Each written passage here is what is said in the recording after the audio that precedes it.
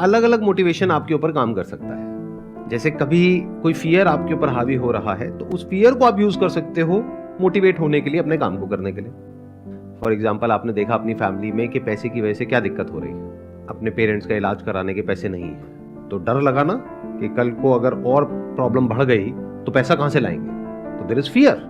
तो उस फियर को यूज करो अपना काम करने के लिए, क्योंकि अगर कुछ नहीं किया तो ये सिचुएशन बद से बदतर होती चली जाएगी। तो खुद की पर्सनालिटी को समझना पड़ेगा, ऑब्जर्व करना पड़ेगा कि मेरे लिए एक्चुअल में लाइफ में सबसे ज्यादा मुझे मोटिवेशन कहां से मिलता है।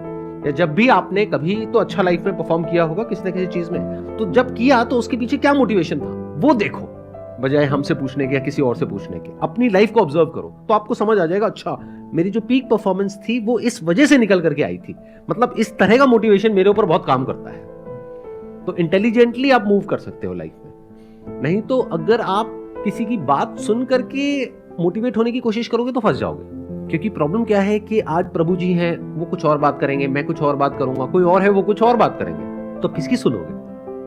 और आपके अंदर कुछ और ही चल रहा होगा। तो look at what is going on in you.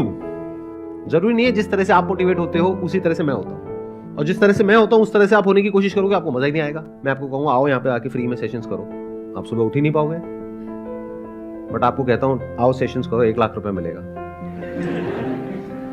उठना क्या, आप सोओगे नहीं, नींद उड़ जाएगी, राइट? तो अलग अलग लोगों पे अलग अलग मोटिवेशन काम आएगा।